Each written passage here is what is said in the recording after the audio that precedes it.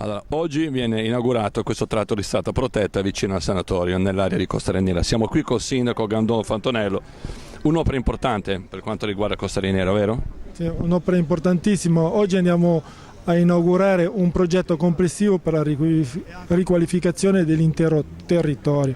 Quindi non è soltanto l'inaugurazione di questo tratto di marciapiede, ma tutta una serie di interventi che siamo riusciti a portare a termine grazie al contributo fondamentale della Regione.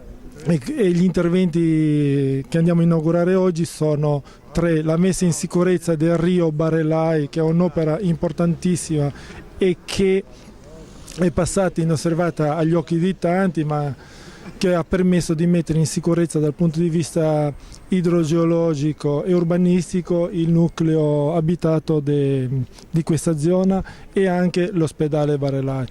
Poi andiamo a inaugurare questo tratto di marciapiede che ha garantito la sicurezza per le persone che transitano in questo tratto, e andiamo a inaugurare anche l'ultimo tratto di passeggiata che permette il collegamento con la pista ciclopedonale, cosa che fino ad oggi non poteva essere fatta perché il tratto che passa sul nostro territorio è tutto in galleria.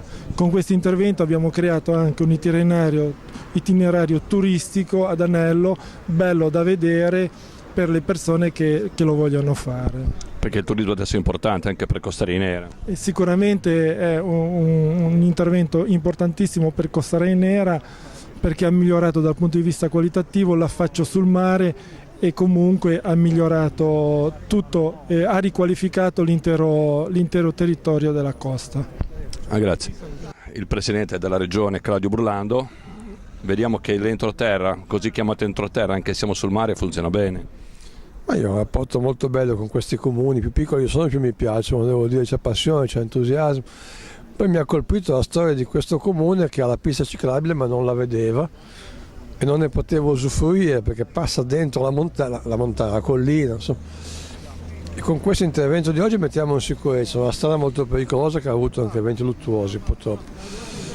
E poi marciapiede più pista, più passeggiata, porta alla pista ciclabile, e quindi chi abita qui finalmente può usufruire di questa bellissima infrastruttura. Perché c'erano tantissimi ingressi, mancava proprio quello di Costa Reniera. Costa Reniera ora c'è.